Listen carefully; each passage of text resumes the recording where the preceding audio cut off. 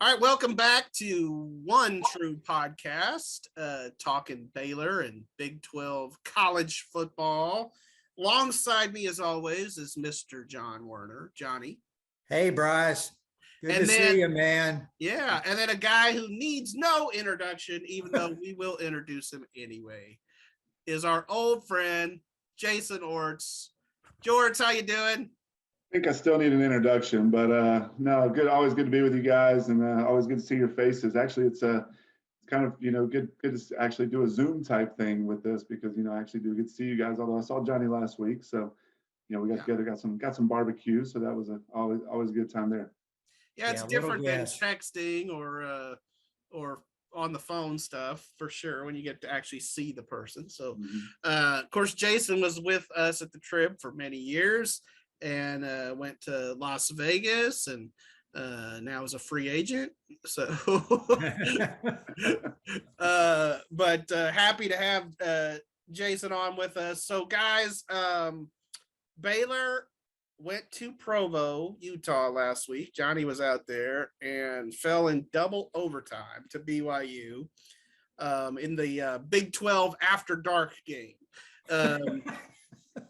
And according to Johnny, it was a rocket environment there in Mormon country. They stormed the field afterward. And even though they did that, they were actually favored to win. They did what they were supposed to do if you listen to the odds makers. So in this game, Baylor committed 14 penalties. They gave up 4 sacks. They only had 137 passing yards, and it still comes down to double overtime, last play of the game. If you're the Bears, do you take that as a positive or a negative? Bryce, I think you could take it as both, really. Okay. I mean, they showed a lot of perseverance to stay in that game, despite their offensive issues and the penalty issues. A really tough environment, like you mentioned, 63,000 fans. It was packed. They were up for their future Big 12 opponent, and they all stayed to the end. I mean, that Diet Coke caffeine really paid off. I love the Mormon jokes. But now it's a great environment, but yeah, obviously Baylor's still a work in progress, especially their offense. I think their defense is still good, very good. They haven't forced the turnovers yet like they did last season. That's one thing. They're working on this jackers and robbers thing they've got going. They still need to improve that, but yeah, offensively, that they've still got a lot of things to iron out. What do you think, George? Yeah, I think it's hard to really say that it's a net positive anytime you lose a game, especially if you're a program like Baylor that is, really built up into a team that really expects to win every game that they play, or at least, put themselves in position and maybe not beat themselves in any game that they play. And I think that's probably the most disappointing thing is that, in a lot of ways, yeah, they had, plenty of chances to win that game and they just didn't do it. The penalties, a missed kick, just a lot of things, a lot of mistakes like that. Now, I give them credit, like John said, showing resiliency to stay in a game in a very tough environment. I mean, that's Provo, Utah has always been a really tough to go play. I mean, a lot of teams have gone in there and with high hopes and come out, very disappointed in the results. So, I think, but I think when you're Baylor and you are the defending Big 12 champion and you're playing a team that's about to come into the Big 12, I think they probably just as much as BYU wanted to make a statement there and, came up short and, really just kind of played a sloppy type of game. And I think I think it's hard to say that that's a net positive. Yeah, we've all covered a lot of high school football, and in high school football, they typically will a lot of times load up their non-district schedule with really, really tough opponents because they want to, the better teams at least, they want to challenge themselves, expose their weaknesses.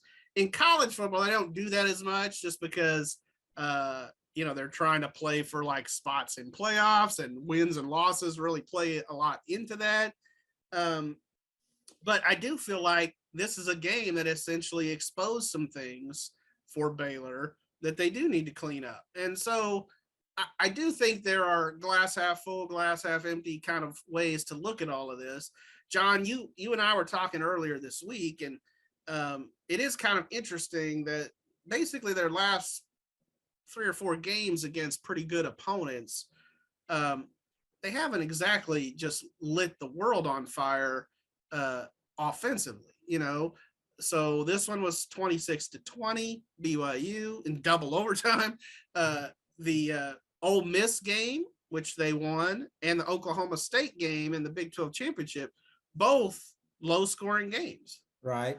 And so I feel like that's actually part of their identity. This is not Art Briles' Baylor Bears here, guys. This is a grinded out kind of team.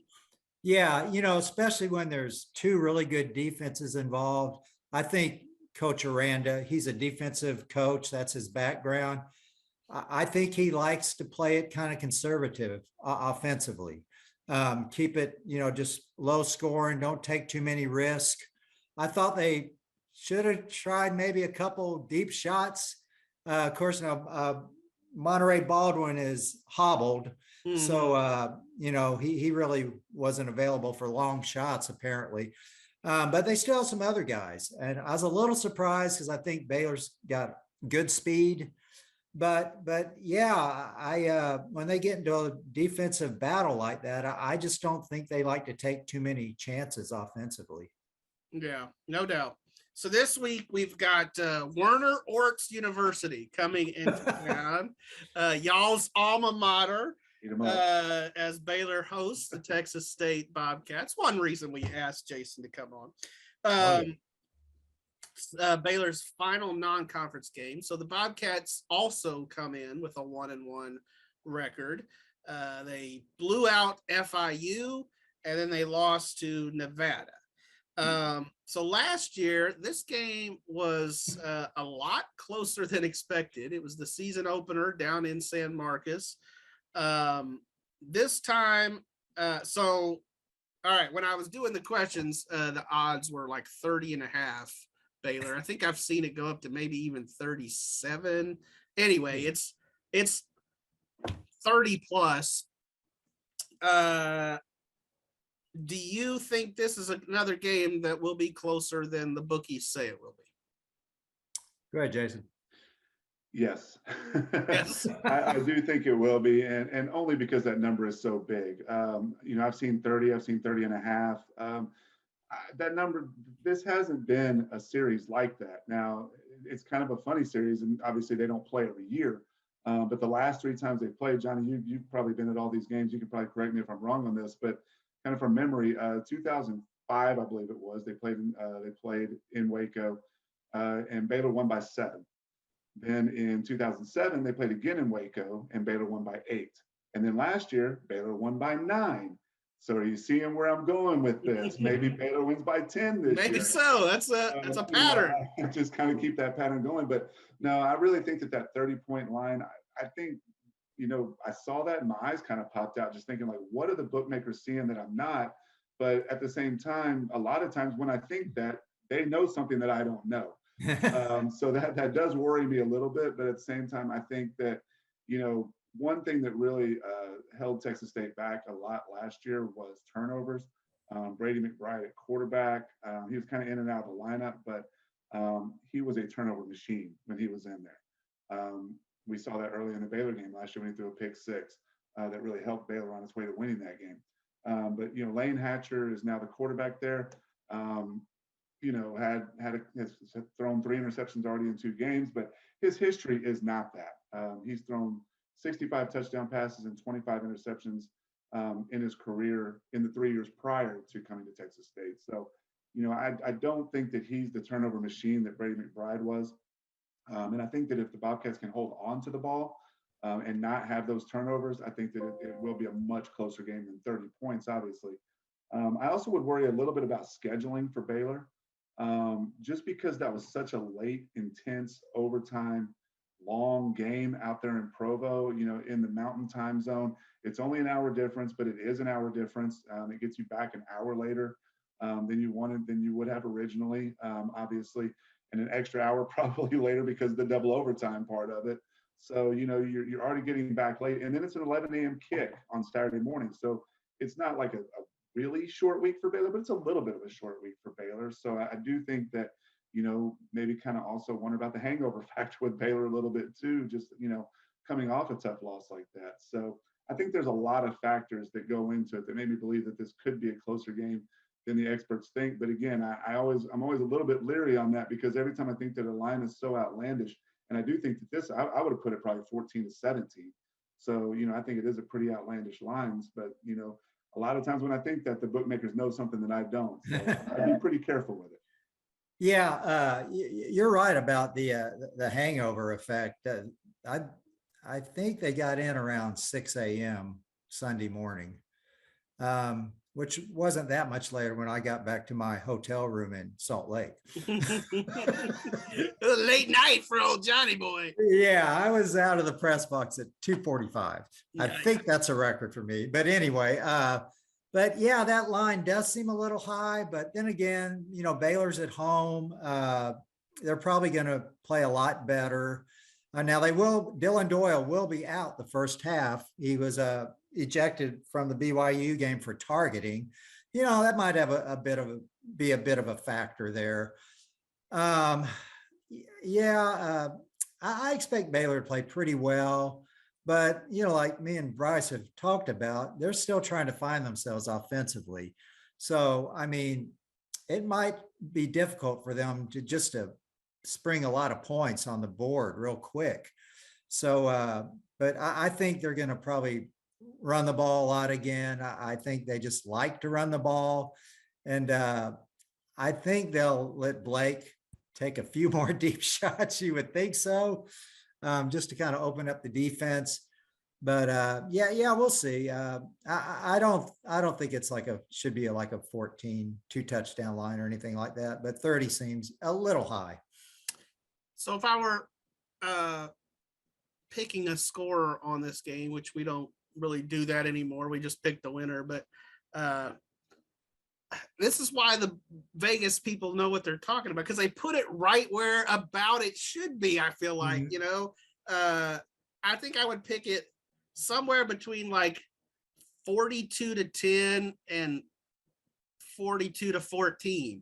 Mm-hmm. And that's on both sides of that line right there. So I don't know who covers, we'll see.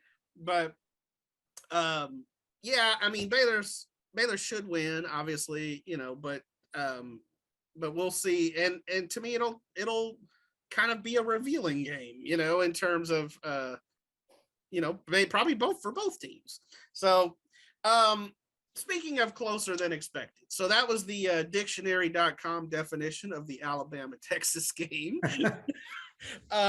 Honestly, the Longhorns outplayed Bama in a lot of ways. And John and I sat here last week talking about, we thought it was going to be a bloodbath.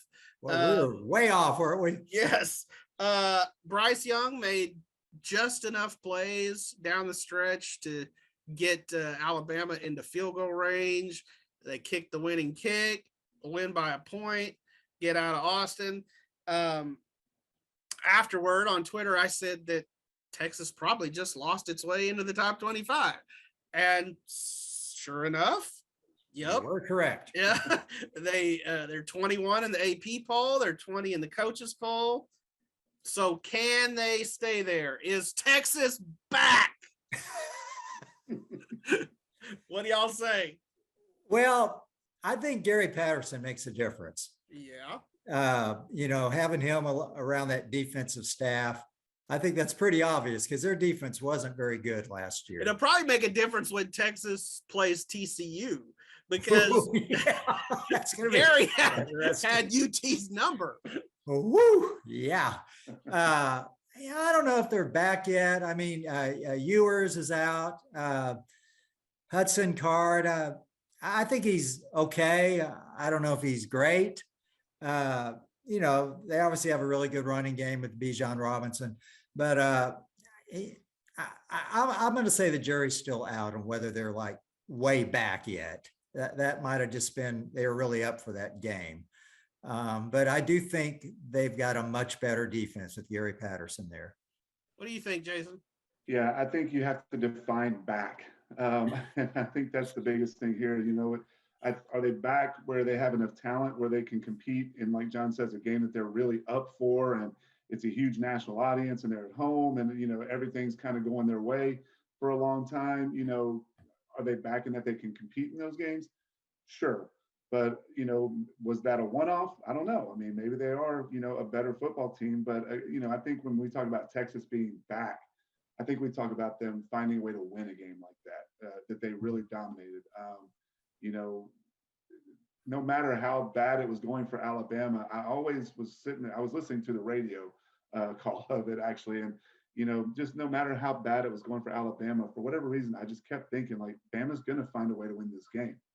And then on the flip side, I kept thinking Texas is going to find a way to lose this game. And, you know, you look at it at the end. I mean, I think the play that exemplified everything was, you know, Texas has a rusher coming in off a corner blitz in the last minute of the game with a clean shot at Bryce Young. If he makes that sack, I think there's a good chance that, you know, the clock keeps running. You know, I think there's a really good chance that Texas finds a way to win that game.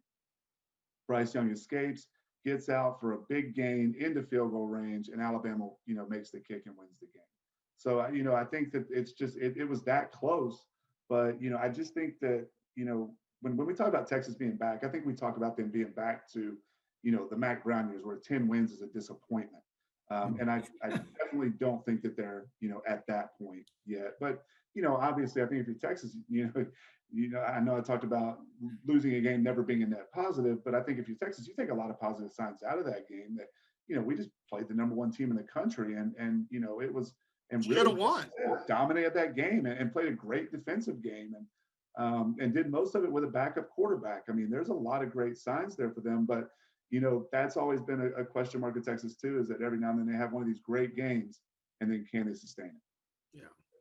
Certainly it's good to have Bryce Young on your side, the Heisman Trophy winner. It doesn't hurt. Rather than Bryce Old. Bryce Old doesn't make Bryce Old doesn't make that play. I knew we were going to get a cherry bomb at some point. Moving on. So Kansas, of all teams, leads the Big 12 standings at 1-0. Now, granted, they are one of y'all probably would have pointed this out, but they're one of two teams that has played a Big 12 game. They're 2-0 overall. So should the Jayhawks just call it a season right now? Should they be like George Costanza and say, I'm out, baby, I'm out? What do you say about the Jayhawks? Are they for real? Well, I thought it was interesting. It might have been a day or two after that game. The West Virginia AD felt like he needed to come out and issue a statement on the state of the program. That's what happens when you lose to Kansas. Right. That, you know, they're still behind Neil Brown, but maybe not quite as much. But, well, you know, now they have beaten Texas. They won in Austin, so they might want to keep playing until that game. Now it looks like they're improved. I mean, it's hard to go to West Virginia and win. Baylor hasn't. They haven't won there. So that's a huge win. You know, boy, good for the Jayhawks. That they'll still, some people might still be interested in football when November gets here. It's still a long way off, though. Right. Yeah, keep them interested until basketball season. I think that's all they care about up in Lawrence. But no, I don't know if Kansas is what we would call for real yet. But you know, Lance Leipold, I think their coach, I think he is for real. You know, won a lot of games and a lot of championships at Wisconsin Whitewater. I know that's D3, but then he went to Buffalo and had them trending in the right direction. And I think had a 10-win season there, and you know, had them in the top 25 in the last full season. He was there before he went to Kansas. I mean, and I think that's a tough place to do that. So, you know, they're a 9-point underdog this week against Houston. I do wonder how they'll deal with some distractions this week, you know, and preparing for this podcasts, I looked up some stuff on Leipold, and there's rumors about him maybe going to Nebraska and taking that job. So there's some distractions, I think, that are there. So, but I mean, the fact that they're even just a 9-point dog on the road against Houston, a good, top 25 level team, I think it shows that they're definitely gaining some respect for sure. Yeah, no, I think that's a great point. Leipold, I feel like he's a much better fit there in Lawrence than like maybe a Les Miles, It's just a weird marriage. That didn't work out. Yeah, just a little better. Yeah.